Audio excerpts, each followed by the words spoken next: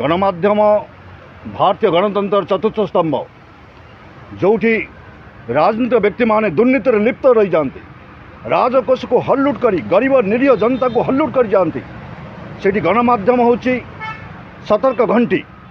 तेणु आज गणमाध्यम प्रतिनिधि सम्मुख को आसी विगत 24 वर्ष इतिहास भितर सरकार भितर मो राज्यर निरीह गरीब जनता हजार हजार कोटी टंका हल्लुट करा जाइछि।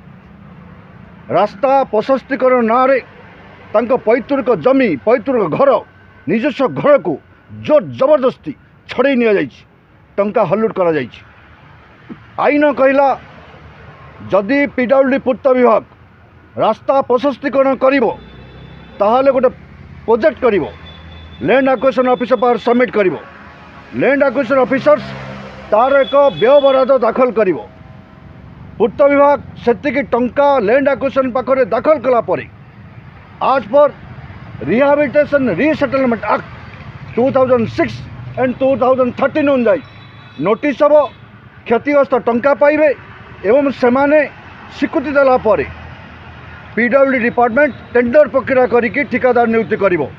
राज्य में जिते प्रशस्तीकरण हो क्षतिग्रस्त मान टंका पाई ना, प्रकल्प किसी काम किसी ना यूसी पड़े अर्थ विभाग नियम जेकोसी प्रकल्प टंका सांसन होदी बिफोर मार्च ता व्यय हो पारा ना ताले इमिडिएट से टंका सिविल डिपोजिट को बैक कर 24 वर्ष भितर टंका सिविल डिपोजिट को बैक करना।